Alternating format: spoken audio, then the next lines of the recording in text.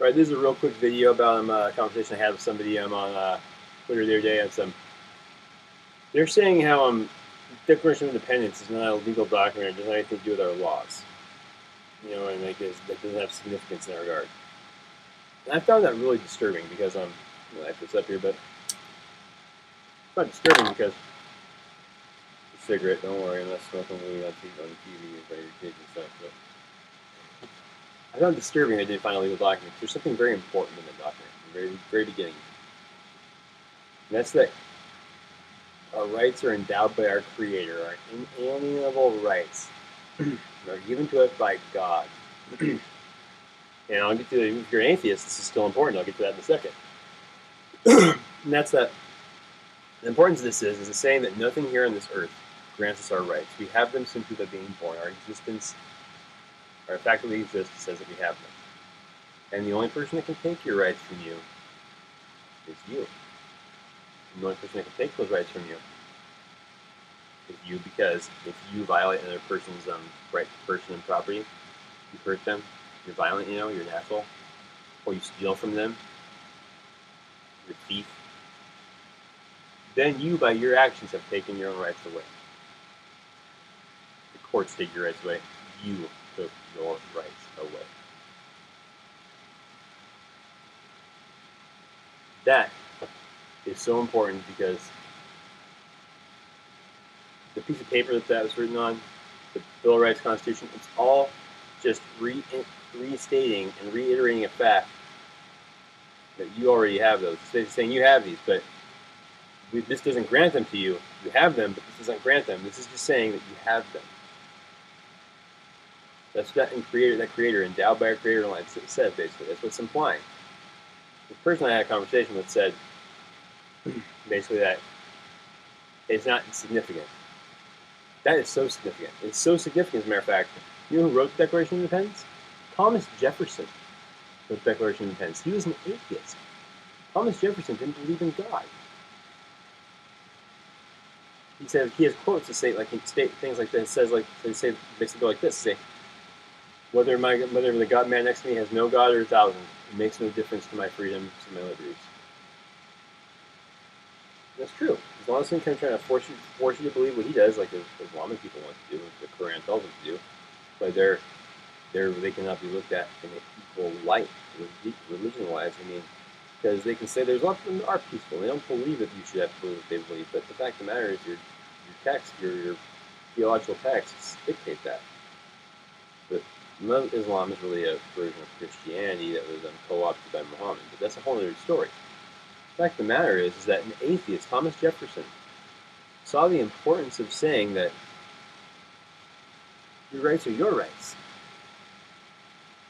And no man on this earth gave them to you and take them from you, or has any right to dictate them to you. It's the only document in the history of the world and the face of the earth that says it so clearly. Declaration of Independence is an important piece of context for how our founding fathers thought about natural rights. The guy was arguing and says, well, they don't teach natural rights anywhere in law school. It's like, well, law school is doing a disservice to American lawyers. It's like they're not. Their teachers are shitty. They're not reading our founding fathers. When you read our founding fathers, you need to read what they wrote outside. They wrote outside of those three documents: the Bill of Rights, Constitution, Declaration of Independence. And you need to look at what they said outside of those, so you get context for how they thought. And if we're not teaching our lawyers that in this country, like this gentleman I was talking to, we're doing them a great disservice. Our law schools are, because they're not really, they're not truthfully and honestly approaching the question and the constitutionality issues of man's rights. Because there's no constitutionality issue. There's no issue. They're yours. Only you can take them from you through your actions. That is important beyond measure. Nothing on this earth gave you your rights. Therefore, nothing can take them but you. Your actions.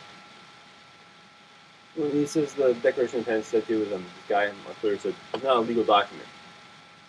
How's it not a legal document? Our first colonial Congress, the first Congress in the United States, voted on that and passed it. I call that a legal document. Would you not?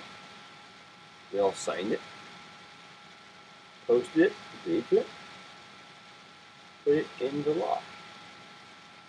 That's a legal document. Without question. I don't know how you could say it isn't. Obviously, more than obviously it is. So, consider the importance of your natural rights. Consider how important it is that it's worded that way. It's so important to the point that even an atheist saw, and he wrote the thing. An atheist saw the importance of talking about God in a non-derisive and negative way. He, even though he did not believe in God, believed that wording was integral to giving people the proper aspect or perspective in which they should look at their rights and how they are granted and given, and that's by God. Atheists saw the importance of making that point clear, or making the point clear that there is nothing on this earth that gives them to you. They are yours for being born. From the first breath you breathe to the last, they are your rights. That is beyond measure important. That is central to the great experiment that America is, and the fact of how we've gone away from them in our current state is a testament to how important they are, and the fact that we've lost sight of that is demonstrated by our decline and our infringement upon man's rights in so many different aspects of our society. We need to really consider this, and we need to preach this to everybody, that your rights are yours, and the government has no right to take your rights from you. And there's so many places that convert rights to crimes. Your right to your body and drug laws, your right to drive, the right to travel. It's not a privilege, it's a right. You're using your property, your car, the right to your property. You use it as you see fit. As long as you're not infringing their rights for you. The right to have a profession, make a living. There's a contractor's license. Licenses for things are like they shouldn't deal with that. People mess up when they're doing a job, they're a contractor, they should be taken to court, and the courts deal with it. You don't need a whole agency or bureaucracy. This blob deal with it. Consider that, so many things like that.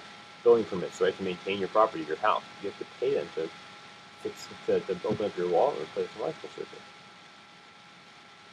How do you not have the right to maintain your property without paying them? Consider all this and take into account. And thanks for watching the channel. Check Burns for the USA. Thanks for giving me your time. It's yours. I can't give it back. And thanks for spending it with me. Have a good day, guys.